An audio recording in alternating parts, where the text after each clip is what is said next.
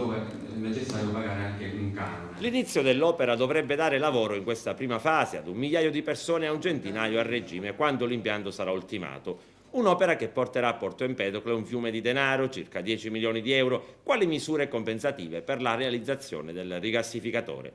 Una parte, circa 3 milioni, sono già entrati nelle casse comunali e pertanto non si spiega, secondo alcune forze politiche locali, la decisione del sindaco Firetto, eletto un anno fa con oltre il 90% dei consensi, di aumentare IMU e IRPEF, decisione che ha già portato alle dimissioni del vice sindaco Calogero Martello.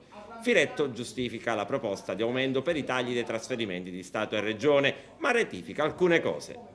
Noto che dietro alcuni scenari che ci sono e che stanno avendo delle refluenze sul dato amministrativo, purtroppo pesa le vicende elettorali che potrebbero esserci di qui in avanti, per cui vecchi e arrugginiti soggetti della politica mandano avanti i propri giannizzeri per tentare di buttare fumo negli occhi, ma gli empedoclini non si faranno buttare fumo negli occhi, nel senso che noi andiamo avanti. Abbiamo dimostrato in questi 5 anni tanto amore per questa città, lo abbiamo fatto con cose significative, imponenti, grandi, radicali e anche avendo cura delle piccole cose, del piccolo angolo di questa città.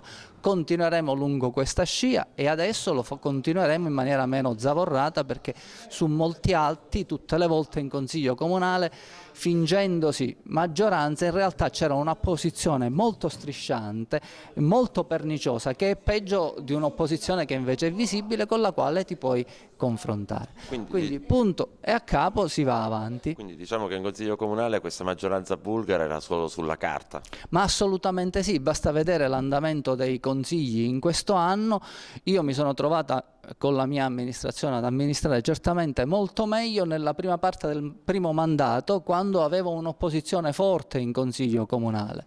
E a proposito di IMU e Tarsu, anche l'assessore Scimè vuole dire la sua. Considerato che la Giunta ha votato un bilancio di previsione e una proposta per il Consiglio Comunale che prevede di lasciare per la prima casa l'aliquota che era già stata data dall'IGI prima che venisse tolta dal governo Berlusconi, a dire 5,5. Per quanto concerne la seconda casa, non andiamo al massimo, una falsità, andiamo all'8 e all'80, ma dobbiamo aggiungere, per dare anche chiarezza espositiva per quanto concerne la sua riflessione, che noi siamo ancora con la Tarsu, vuol dire non ci sarà un aumento per quanto concerne la tassa sui rifiuti, mentre molti altri comuni già sono attivi alla tariffa igienica ambientale di conseguenza a totale carico sui contribuenti.